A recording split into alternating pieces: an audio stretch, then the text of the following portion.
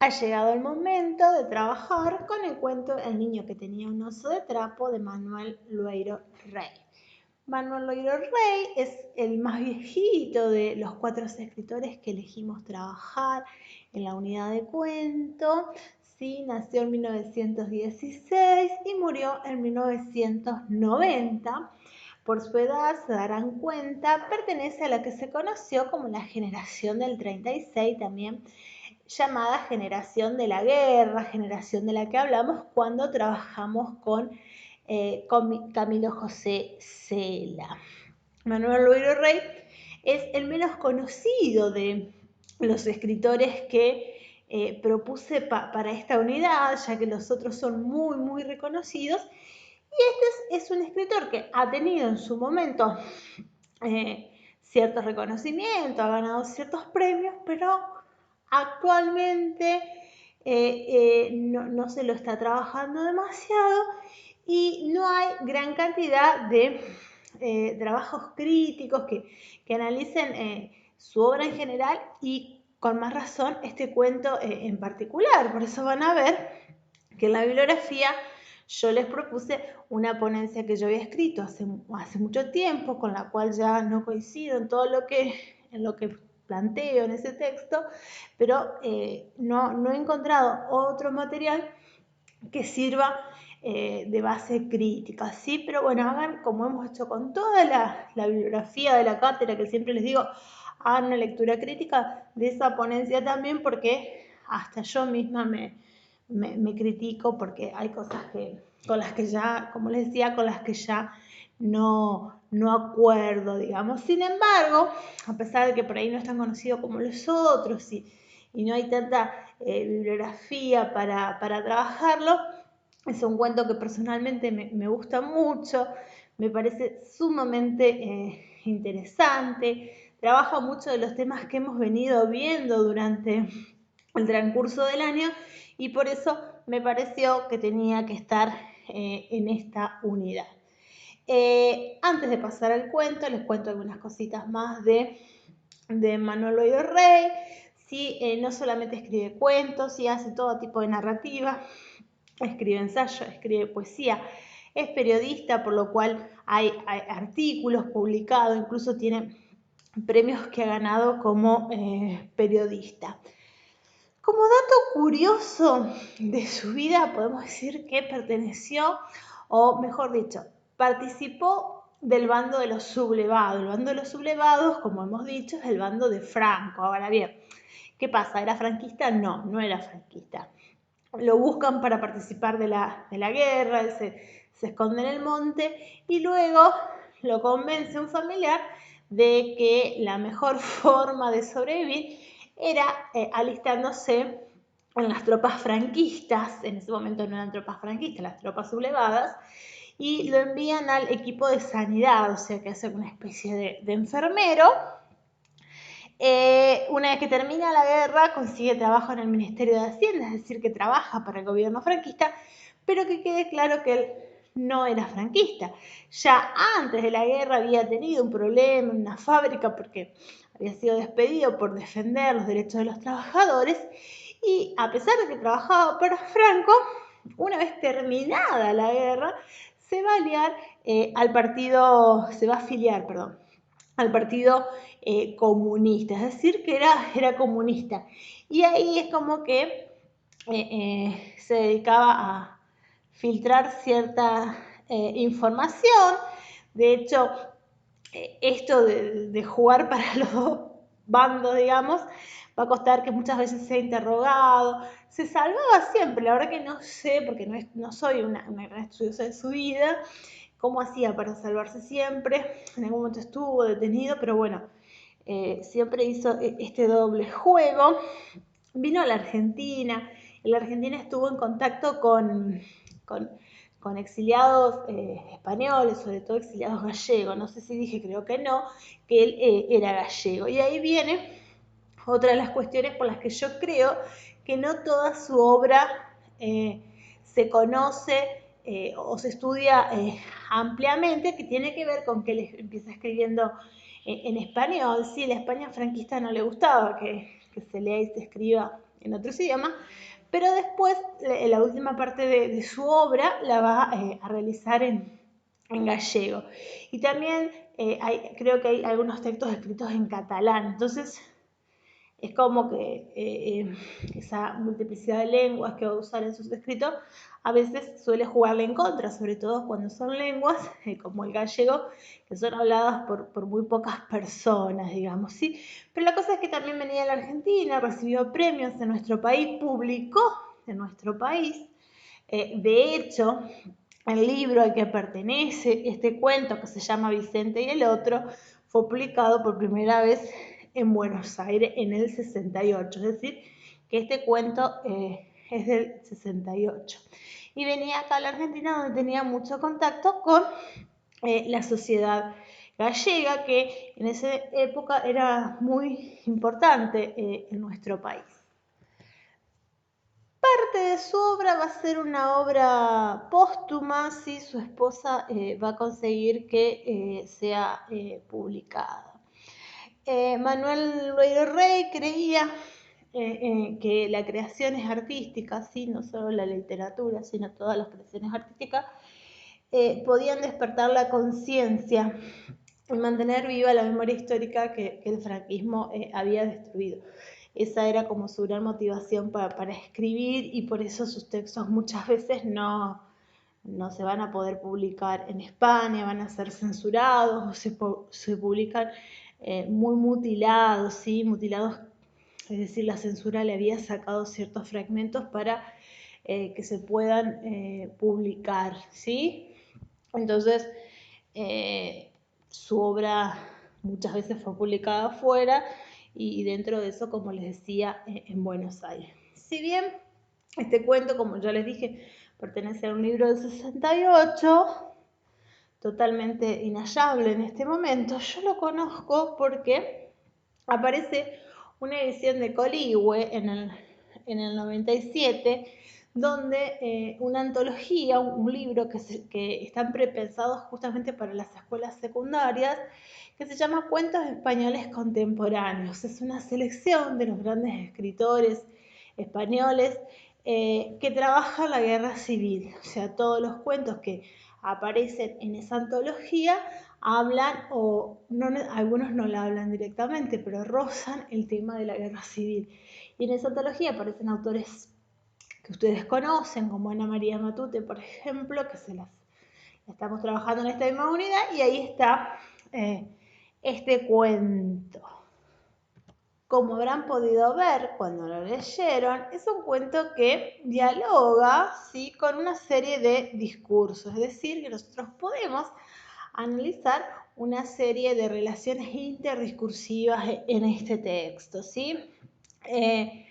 Varias, la primera seguramente la estarán viendo con la imagen que acabo de mostrarles.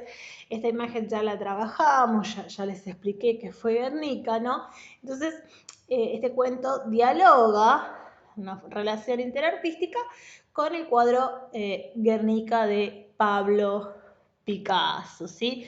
Esa relación interartística ya está presente desde el título, perdón, no desde el título, sino desde la dedicatoria, que dice: a Pablo Picasso con esperanza, siempre con esperanza. ¿Qué es lo que hace Manuel Loiro Rey? Él retoma el cuadro de Picasso, pero no se detiene en todo el cuadro, aunque hace alusión a muchos de los elementos del mismo, sino que se va a centrar en una escena puntual del mismo, al mismo estilo de lo que nos pasaba con Pérez Reverte y el cuadro de Diego Rivera. El disparador entonces de este cuento va a ser concretamente esta imagen, ¿sí? La imagen que yo ya les comenté, de una madre que lleva en sus brazos a un niño muerto. Lo que va a hacer Manuel Loiro Rey es contarnos la historia de ese niño, darle identidad a uno de los tantos seres anónimos que han muerto en la guerra, ¿sí? Entonces, la relación interartística es muy evidente, no solamente con la dedicatoria, sino con la forma en que está escrito el texto. Habrán visto que el texto utiliza muchos puntos suspensivos, es decir, que nos está indicando la fragmentación propia del cuento español de esa época, pero también propia del movimiento al que pertenecía Pablo Picasso, la forma en que distribuye las palabras, que parece más, en parte parece más discurso lírico que la narrativa, ¿no? Entonces la idea de fragmento.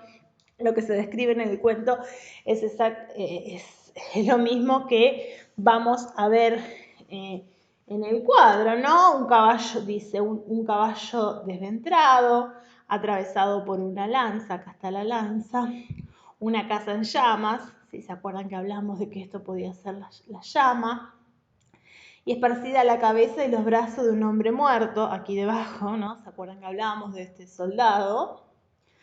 Y una mano empuñando una espada que está acá, y una mujer desnuda a rastras, que es esta que está aquí, y en una ventana un perfil gigante de otra mujer llorando, que sería esta que está aquí, con los pechos y las manos separadas encima del alféizar, y un brazo extendido hacia afuera sosteniendo una antorcha encendida, este que está aquí, y otra mujer rodeada de llamas, que es esta mujer que está acá, levantando los brazos al cielo, y un toro en actitud deliciosa, con la cabeza vuelta hacia un lado y la cola levantada, y un pájaro alargando el cuello con el pico abierto, que es este que, bueno, no sé si lo van a llegar a ver, pero ya hemos hablado, que es la paloma que está ahí.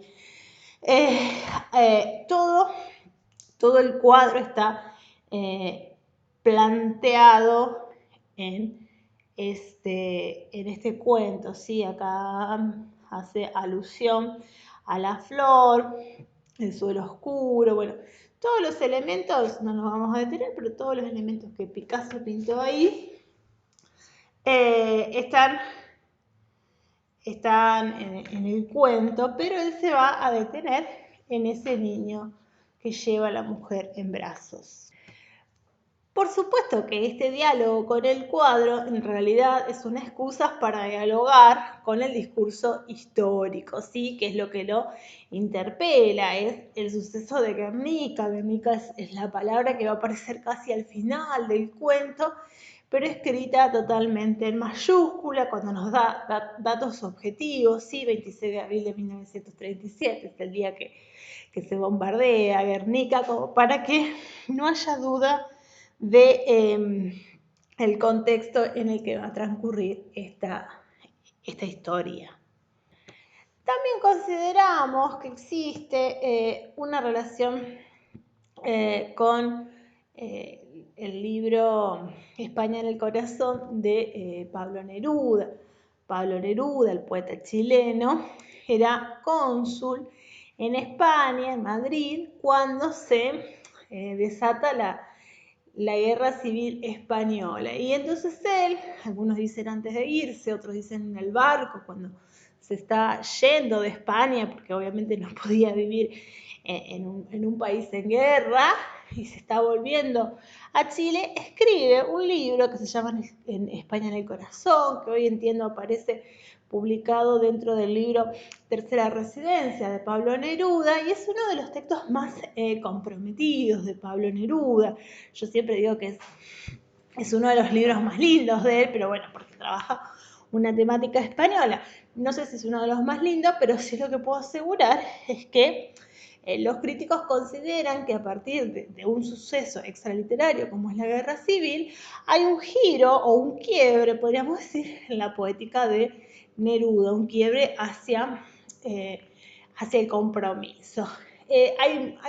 Este cuento puede dialogar con diferentes diferentes poemas de Neruda. Sin embargo, yo les he copiado uno acá, al que también hago referencia en esa ponencia de la que les hablaba hoy, que se llama Explico algunas cosas. Preguntaréis, ¿y dónde están las lilas y la metafísica cubierta de amapolas y la lluvia que a menudo golpea sus palabras llenándolas de agujeros y pájaros? Os voy a contar todo lo que me pasa. Yo vivía en un barrio de Madrid, con campanas, con relojes, con árboles. Desde allí se veía el rostro seco de Castilla como un océano de cuero. Mi casa era llamada la Casa de las Flores porque por todas partes estallaban geranios. Era una bella casa, con perros y chiquillos. Raúl, ¿te acuerdas? ¿Te acuerdas, Rafael? Federico, ¿te acuerdas debajo de la tierra? ¿Te acuerdas de mi casa con balcones y donde la luz de junio hagaba flores en tu boca? Hermano, hermano, todo eran grandes voces, sal de mercadería, aglomeraciones de pan palpitante, mercados de mi barrio de Argüelles con tu estatua, con un tintineo pálido entre las merluzas. El aceite llegaba a las cucharas, un profundo latido de pies y manos llenaban las calles. Metros, litros, esencias, agudos de la vida, pescados hacinados, con texturas de techo, con sol frío, en el cual la flecha se fatiga.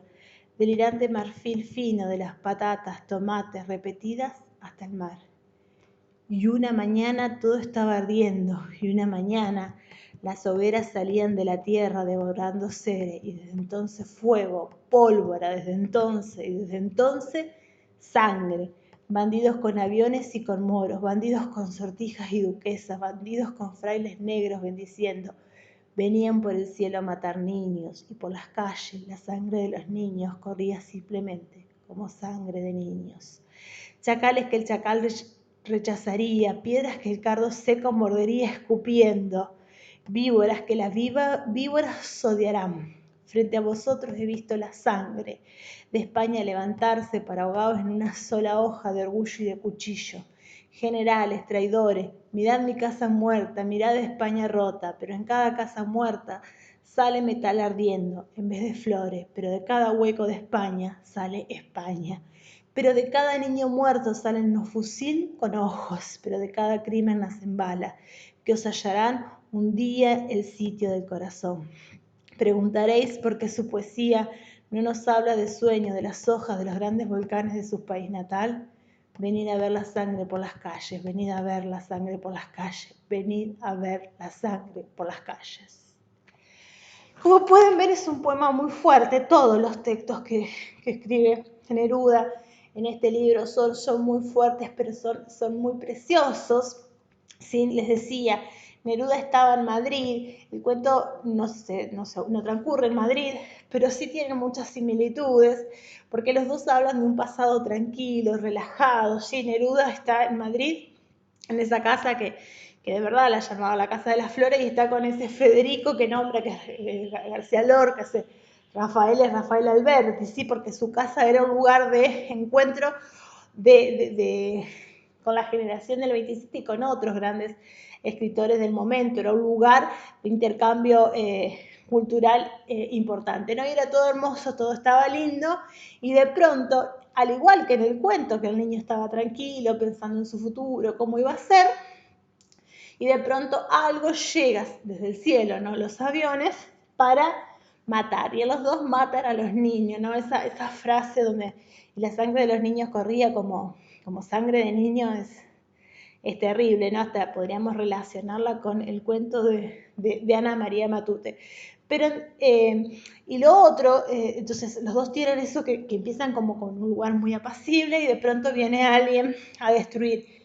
Y después los dos tienen un toque de esperanza. En el cuento es más esperanzador, quizás en el poema es un poquito más vengativo, ¿no? Pero habla de que en cada lugar España va a resurgir y va a volver a aparecer.